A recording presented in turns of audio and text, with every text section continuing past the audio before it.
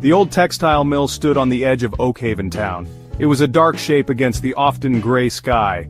Its windows were like empty eyes staring out. Many were broken, jagged teeth and a crumbling face.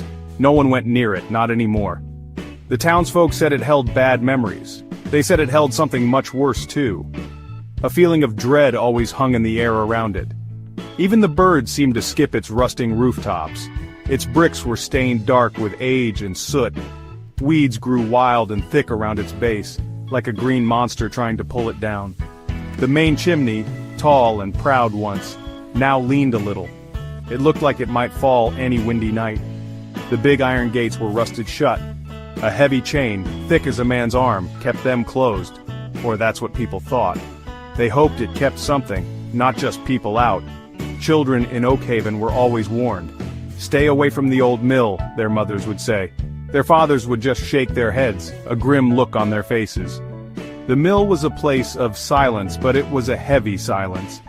It was the kind of silence that felt like it was listening and waiting.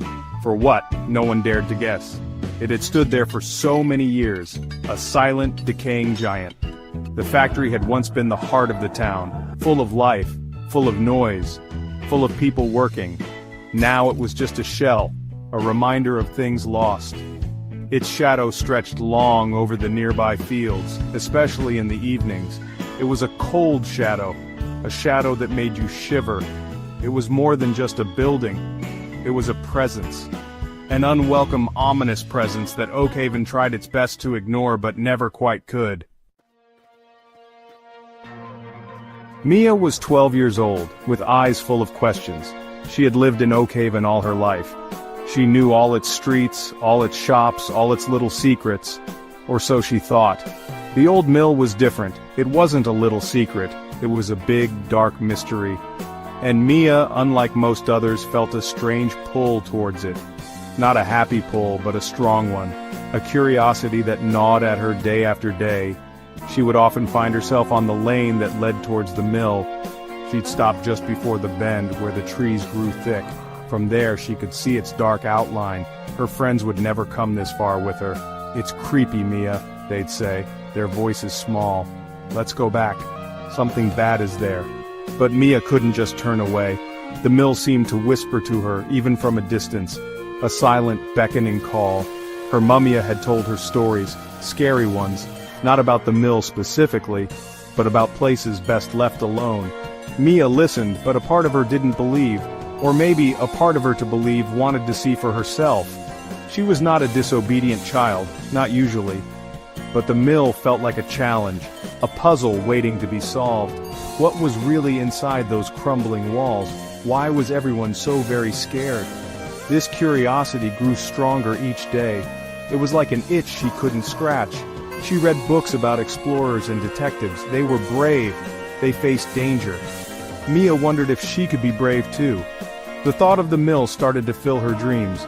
Not nightmares, not yet, just dark, shadowy dreams of empty rooms and long corridors. She knew deep down that one day she would have to go there, soon. The old folks in Oakhaven whispered stories. They told tales of the mill when it was still working. And then, they told tales of why it stopped.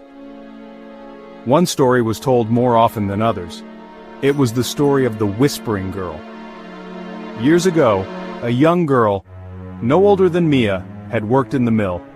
Her name was Lily, or perhaps Elsie. No one remembered for sure. She was small and quick, darting between the noisy machines.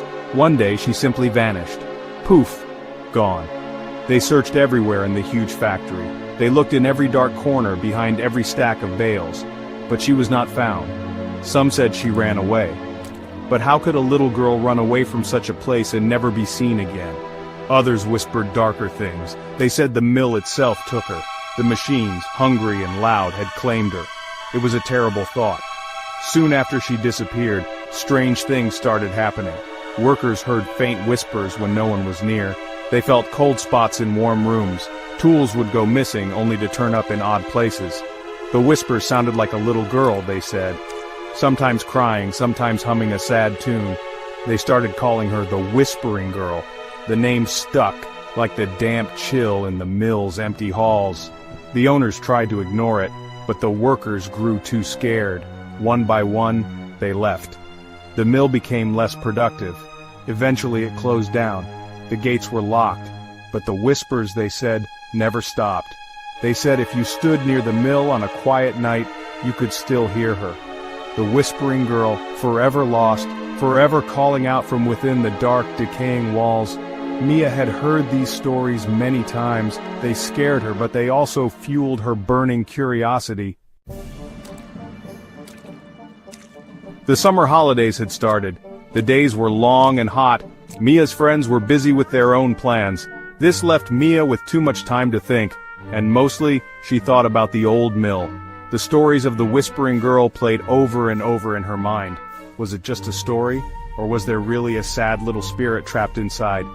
She felt a strange mix of fear and a powerful urge to find out. One afternoon the sky was an angry purple-gray.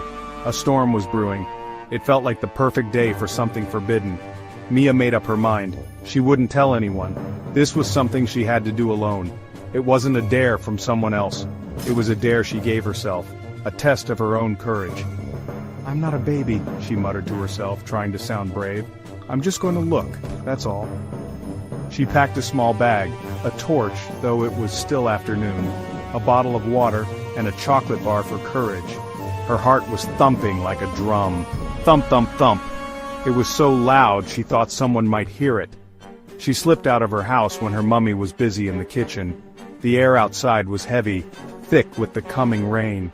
It matched the heavy feeling in her chest.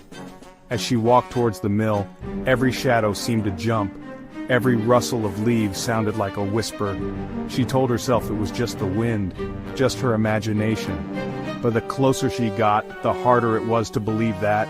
The mill loomed larger and darker than ever before. The rusted gates looked like the jaws of a monster. She remembered the heavy chain. How would she even get in? But she had to try. Section 5. Inside the beast echoes and chills. Mia reached the main gates. The chain was indeed thick and rusty. But then she noticed something. Further down the long, crumbling wall, a section had collapsed. It was hidden by overgrown bushes and thorny vines. It was a small opening, just big enough for someone her size to squeeze through. It felt like the mill itself was inviting her in, or perhaps trapping her. Her heart did a little flip. This was it. She pushed aside the scratchy branches. Dust and bits of old brick fell around her. She took a deep breath and wriggled through the gap. She was in. The air inside the mill grounds was instantly different, colder, stiller. The sounds of the town faded away. It was like stepping into another world, a dead world. Tall grass, brown and dry, pricked at her legs. She could see the main factory building now, up close. It was huge and terrifying.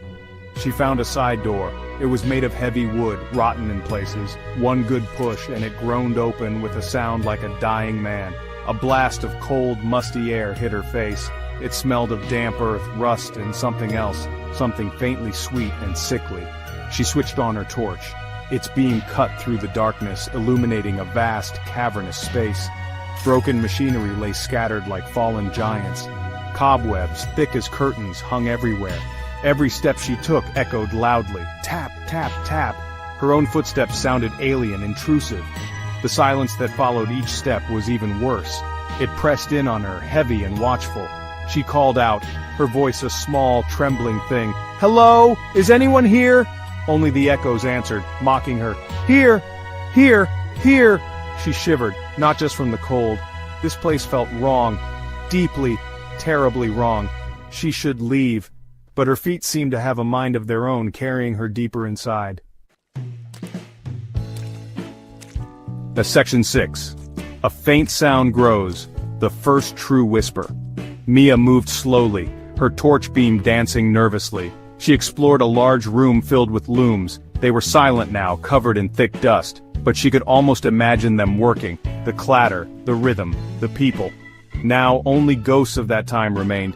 She touched one of the looms. The metal was ice cold. A sudden gust of wind sighed through a broken window pane, making a mournful sound. Or was it the wind? She went further into a darker section of the mill. This part seemed older, more decayed.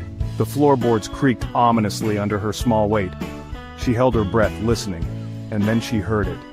Faint, so faint she thought she imagined it. A sound like someone sighing, or was it a whisper?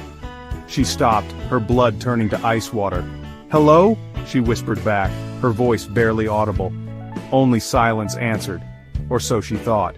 She told herself it was just the old building settling, or rats scurrying in the walls. Yes, that must be it. Rats! But the sound came again, a little clearer this time. It was definitely a whisper, soft like a child's breath. It seemed to come from everywhere and nowhere at once. Mia's heart hammered against her ribs. The stories were true. The whispering girl, she was real, and she was here, with Mia. Panic began to rise in Mia's throat, cold and sharp. She wanted to run, to scream, but her feet felt rooted to the spot. The whisper came again, closer now. It wasn't words she could understand, not yet. It was just a sound, a sad, lonely sound. But there was something else in it too, something that wasn't just sad, something that made the hairs on the back of her neck stand up, something hungry. Section 7. Meeting the Unseen, the girl in the gloom. The whispers grew more frequent. They seemed to be leading her, deeper and deeper into the heart of the decaying mill.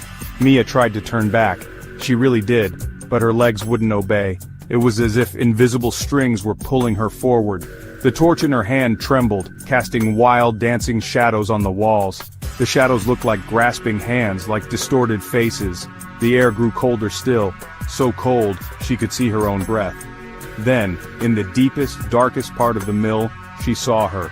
At first, just a flicker in the corner of her eye. A small shape, half hidden behind a rusted, overturned vat. Mia slowly turned her torch towards it. The beam landed on a girl, a young girl about her own age. She was pale, so pale she was almost translucent. Her dress was old-fashioned, torn and grimy. Her dark hair hung lank around her small, sad face. Her eyes were huge, dark pools of sorrow. Mia froze. This was her, the whispering girl. She wasn't just a sound anymore. She was real, sort of. The girl didn't move. She just stood there, watching Mia. There were no whispers now, only a profound, chilling silence.